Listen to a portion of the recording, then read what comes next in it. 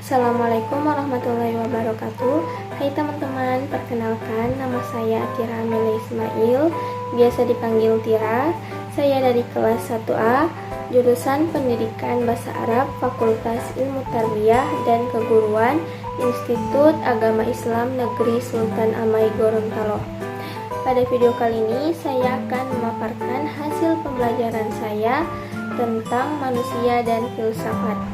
Langsung saja, manusia merupakan makhluk yang paling sempurna yang diciptakan oleh Allah Subhanahu wa Ta'ala dibandingkan dengan makhluk yang lainnya.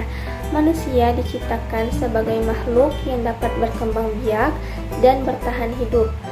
Dengan demikian, manusia adalah makhluk yang memiliki akal dengan cara yang berpikir kompleks. Keistimewaan berpikir kompleks inilah sehingga lahirlah yang namanya filsafat. Filsafat manusia adalah cabang ilmu yang membahas mengenai makna menjadi manusia. Filsafat manusia terus berkembang karena manusia adalah objek yang penuh dengan misteri. Titik tolak filsafat manusia adalah pengetahuan dan pengalaman manusia serta dunia yang melingkupinya. Memahami manusia melalui dimensi filsafat, upaya memahami eksistensi manusia. Apa itu filsafat? Sebelum lebih lanjut membahas tentang hakikat manusia dalam dimensi filsafat, penulis terlebih dahulu memaparkan tentang pengertian filsafat itu sendiri. Secara etimologi, filsafat berasal dari bahasa Yunani, yaitu kata philo berarti cinta dan sophia yang berarti kebenaran. Dengan demikian, filsafat berarti usaha berpikir guna mencapai kebaikan dan kebenaran. Berpikir dalam filsafat bukan sembarangan berpikir, namun berpikir secara radikal sampai ke akar-akarnya. Dalam pengertian ini, filsafat diberi arti rasa cinta untuk mengetahui dan memuaskan aspek kognitifnya. Ciri-ciri filsafat menurut Soedarto. Yang pertama, metodis, yaitu menggunakan metode yang lazim dalam proses berpikir. Yang kedua, sistematis, berpikir dalam suatu keterkaitan antar unsur. Yang ketiga, koheren. Di antara unsur yang dipikirkan tidak terjadi sesuatu yang bertentangan secara logis. Yang keempat, regional, mendasar pada kondisi berpikir yang benar dan logis.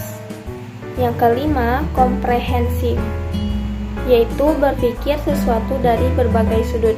Yang keenam, radikal, yaitu berpikir sesuatu sampai ke akar-akarnya. Dan yang ketujuh, universal, yaitu muatan kebenarannya mengarah kepada realita kehidupan. Sistematika filsafat ada 3. Yang pertama, ontologi. Ontologi adalah bidang filsafat yang memiliki bidang wujud. Yang kedua, epistemologi. Epistemologi adalah bidang yang menyelidiki tentang sumber, syarat, serta proses terjadinya pengetahuan. Yang ketiga, aksiologi. Aksiologi adalah bagian filsafat yang menelaah tentang hakikat nilai seperti logos, teori, dan pemikiran. Sudut pandang filsafat ada 3. Yang pertama, filsafat sebagai metode berpikir, yang berarti sebagai sesuatu cara manusia dalam memikirkan tentang sesuatu secara menyeluruh. Yang kedua, filsafat sebagai pandangan hidup, berarti mengacu kepada keyakinan yang menjadi dasar dalam kehidupan. Yang ketiga, filsafat sebagai ilmu, artinya melihat sisi filsafat sebagai disiplin ilmu yang mempunyai karakteristik yang khas sesuai dengan sifat ilmu. Hakikat manusia dalam pandangan filsafat.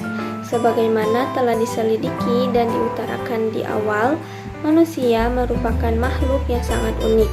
Upaya pemahaman hakikat manusia sudah dilakukan sejak dahulu, namun hingga saat ini belum mendapat pernyataan yang benar-benar tepat dan pas. Dikarenakan manusia itu sendiri memang unik, antara manusia satu dengan manusia lain berbeda-beda. Bahkan Orang kembar identik sekalipun, mereka pasti memiliki perbedaan, mulai dari fisik, ideologi, pemahaman, kepentingan, dan lain-lain. Semua itu menyebabkan suatu pernyataan belum tentu pas untuk diamini oleh sebagian orang. Para ahli pikir dan ahli filsafat memberi sebutan kepada manusia sesuai dengan kemampuan yang dapat dilakukan manusia di bumi ini. Manusia adalah Homo sapiens, artinya makhluk yang mempunyai budi. Manusia adalah animal rasional, artinya binatang yang berpikir. Manusia adalah Homo laquen, yang artinya makhluk yang pandai menciptakan bahasa dan menjelmakan pikiran manusia dan perasaan dalam kata-kata yang tersusun. Manusia adalah Homo faber, artinya makhluk yang terampil.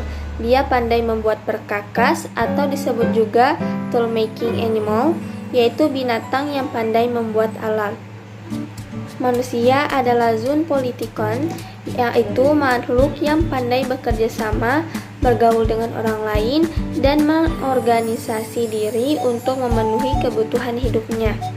Manusia adalah Homo economicus, artinya makhluk yang tunduk pada prinsip-prinsip ekonomi dan bersifat ekonomis. Manusia adalah Homo religius, yaitu makhluk yang beragama. Hakikat dan martabat manusia tahap religius. Sebagaimana telah dijelaskan di atas, dalam bagian ini lebih diarahkan pada hakikat dan martabat manusia. Dalam ajaran agama Tauhid, manusia tersusun dari dua unsur, yaitu materi dan non-materi, jasmani dan rohani. Tubuh manusia mempunyai daya fisik atau jasmani, yaitu daya mendengar, daya melihat, daya merasa, dan daya meraba, daya mencium, dan daya gerak, baik di tempat seperti menggerakkan tangan, kepala, kaki, mata, dan sebagainya. Adapun roh atau jiwa yang berasal dari non-materi yang biasa disebut dengan an-nafs memiliki tiga daya. Yang pertama daya pikir yang disebut akal yang berpusat di kepala. Yang kedua daya rasa di dada berpusat di kalbu. Dan yang ketiga daya nafsu yang berpusat di perut. Nah, itulah tadi hasil pemaparan video tentang tugas manusia dan filsafat. Mohon maaf bila ada salah-salah kata. Terima kasih atas perhatiannya. Wassalamualaikum warahmatullahi wabarakatuh.